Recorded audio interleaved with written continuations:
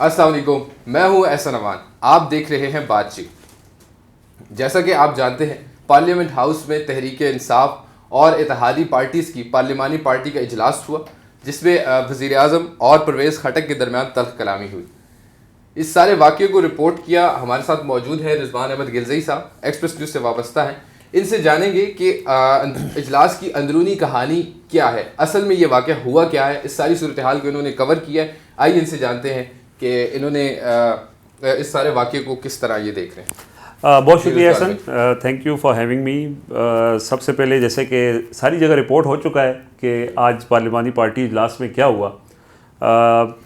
हम जब पार्लियामेंट में मौजूद थे और इजलास चल रहा था वज़ीर आज़म की ज़ेर सदारत, तो अचानक मैंने देखा कि परवेज़ खटक साहब जो हैं वो कमेटी रूम नंबर 2 जहाँ ये इजलास हो रहा था वहाँ से निकल कर वो अली अमीन गंडापुर के चैम्बर की तरफ गए, और उसके बाद फिर मुराद सईद और अली ज़ैदी हैं वो भी परवेज़ खटक के पीछे गए और वो चैम्बर के अंदर चले गए।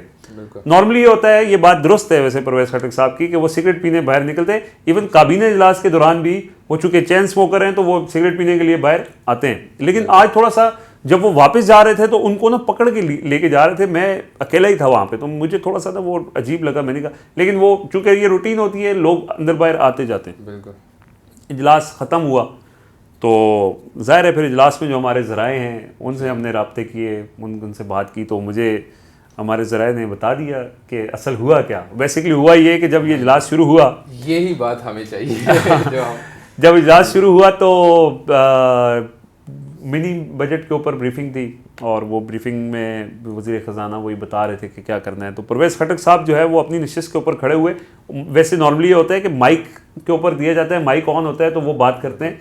उनको कोई माइक नहीं मिला, वो खड़े हुए, उन्हें नशिस्त उस पर डेस्क पे हाथ मारा, उन्होंने कहा जी मेरी बात सुने, और उसके बाद एग्रेसिव थे नज़र आए। और ये मैं आगे चल के बताऊँगा कि जो वहाँ लोग मौजूद थे उनका क्या रिएक्शन था सारी सूरत हाल में।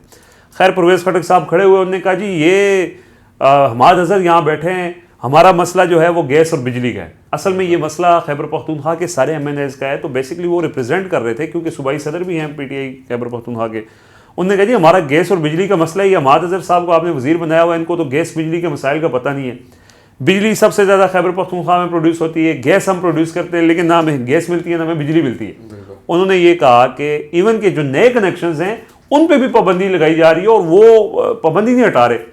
साथ ही उन्होंने ये बात ख़त्म की और फिर शौकत तरीन पे चढ़ाई कर दी। उन्होंने कहा जी ये आपने गैर मुंतखब लोगों ने आपका घेराव किया हुआ है, ये शौकत तरीन बैठा है यहाँ पे। इस तरह ये उनके अल्फाज थे। मैं 2-3 मैंने लोग जी इजलास के अंदर लोगों ने ये कोट किया कि ये उनके होते कि ये शौकत तरीन बैठा है, ये काबीना में भी मुझे मुतमिन नहीं कर सका, ये यहाँ भी लोगों को मुतमिन नहीं कर सकता, और उन्होंने ही उनको सेनेटर भी वहीं से बनवाया।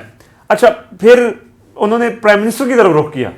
उन्होंने कहा जी वज़ीर आज़म साहब आपको वज़ीर आज़म खैबर पख्तूनख्वा वालों ने बनाया है और आप खैबर पख्तूनख्वा वालों के साथ ही जो है वो इस तरह का रवैया कर रहे हैं। और उन्होंने फिर ये कहा कि अगर आप ये रवैया जारी रखेंगे तो हमारे लिए वोट देना मुमकिन नहीं रहेगा। जब उन्होंने ये बात की ना तो इस पर वज़ीर आज़म भी चार्ज हो गए। उन्होंने कहा परवेज़ खटक तुमने मुझे वोट नहीं देना तो ना दो, लेकिन ब्लैकमेल नहीं करो।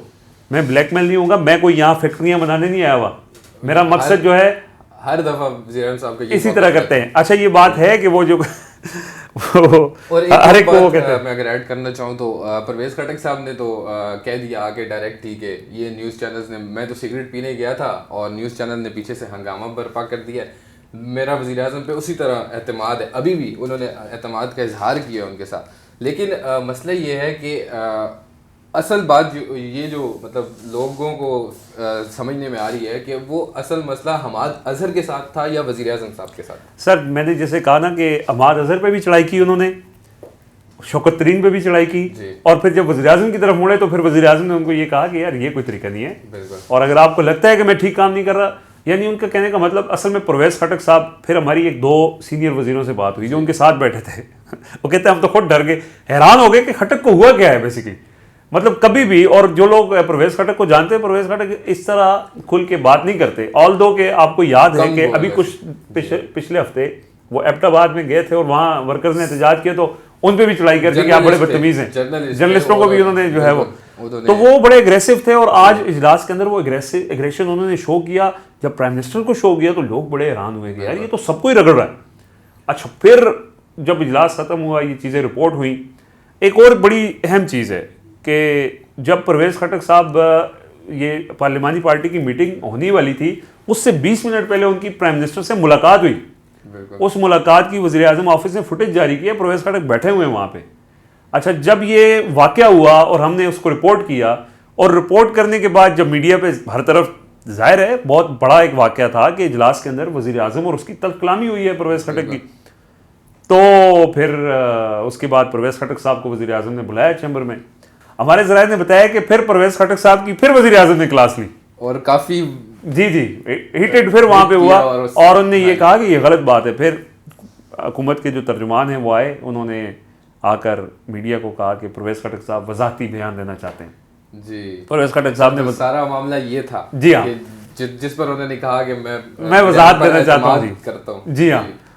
तो एक बात है वैसे कि परवेज़ खटक वो एक जो चल रहा था ना कि लड़ाई हो गई या शायद नाराज़ हो गए या शायद कोई फॉरवर्ड ब्लॉग बनाने लगे, ऐसी बात नहीं है। वो जज्बाती हुए हैं, हाइपर हुए हैं। उसकी वजह जो है वो अब ज़ाहिर है सब लोग हैरान थे, स्टंट थे कि यार ये क्या हो गया। वो कुछ लोग तो ये समझ रहे थे कि ये स्टंट किया इन्होंने कुछ इस तरह। देखिए ज़्यादातर न्यूज़ रूम में बैठे थे हम, तो हमें डायरेक्ट लोग यही कह रहे हैं कि एक अटेंशन डाइवर्ट करने की कोशिश की गई है कि अब जब खबरें चलेंगी तो पहली खबर ये नहीं होगी कि मिनी बजट और आवाम पे 350 रुपए का टैक्स लगा दिया गया, परवेज़ खटक साहब परवेज़ खटक ही चलता रहा और पीटीए, और बाद में आके परवेज़ खटक साहब ने कह भी दिया कि यार मेरे और इख्तलाफात ऐसी कोई बात भी नहीं। अभी कुछ दिन पहले उन्होंने परवेज़ खटक को केपी का पार्टी सदर बनाया और बहुत इख्तियारात हैं।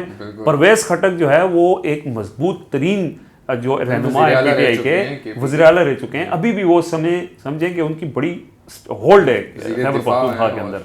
तो और पीएम के बड़े क्लोज बंदों में हैं और थिंक टैंक में शामिल हैं।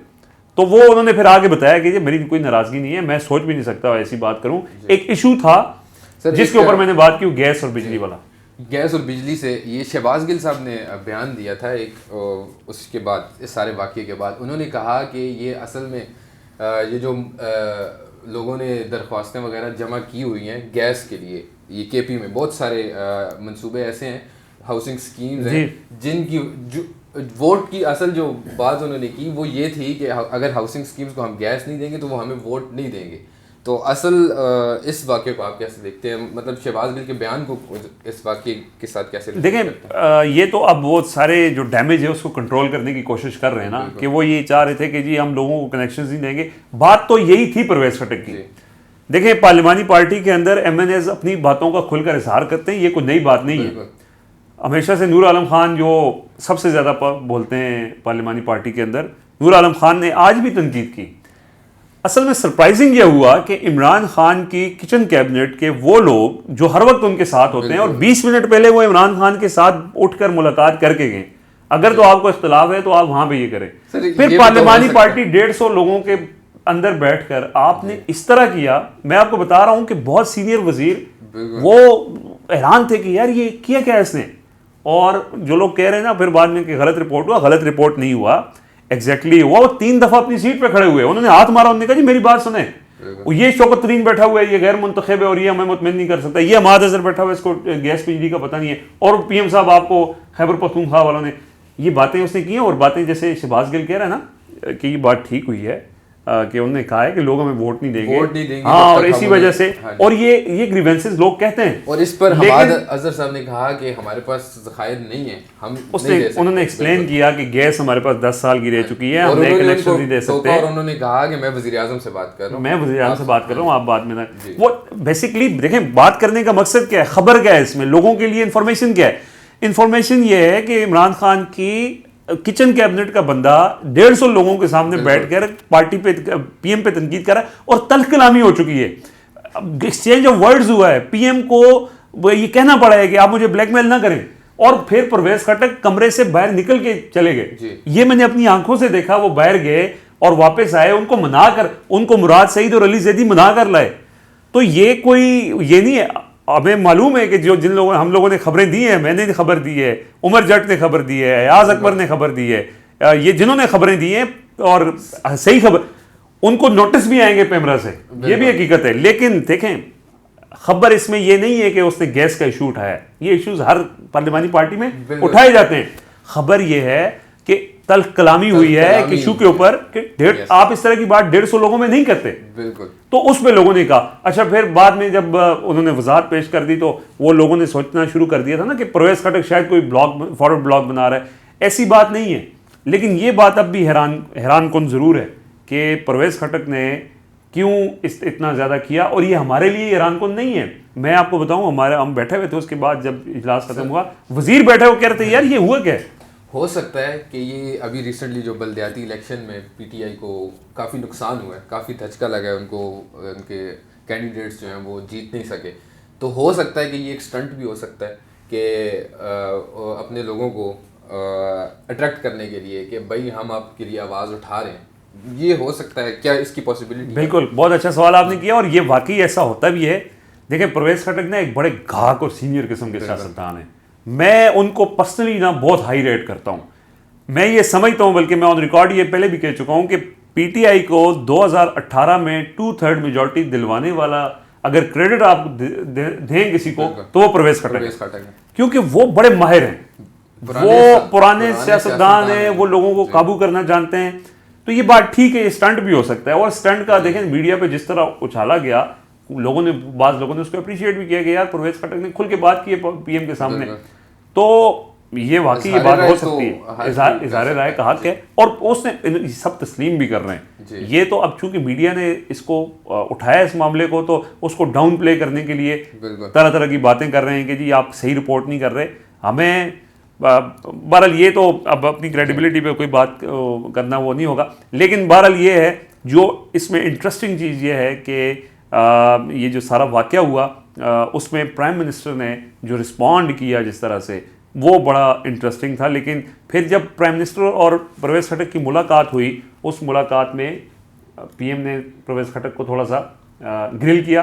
परवेज खटक बाहर आए, उन्होंने आके एक्सप्लेन किया कि मैं इमरान खान मेरा लीडर है, मैं सोच भी नहीं सकता। तो वहाँ जाके फिर बात, वो जो एक सारी थ्योरीज थी वो तकरीबन ख़त्म हो गई, और हमने देखा भी कि कोई ऐसी लड़ाई बज़ाहिर नज़र नहीं आई, आगे भी ऐसा नहीं होगा। लेकिन ये वाकई एक पार्लिमानी तारीख का या पीटीआई की तारीख का बड़ा वाक़या था कि 2 लीडर सामने आ गए। रिजवान साहब हमारे साथ मौजूद थे, इन्होंने इजलास की अंदरूनी कहानी कोशिश की है कि आप लोगों को उसकी वजाहत की जाए, और इसके साथ ही इजाज़त दीजिए। अल्लाह हाफिज़।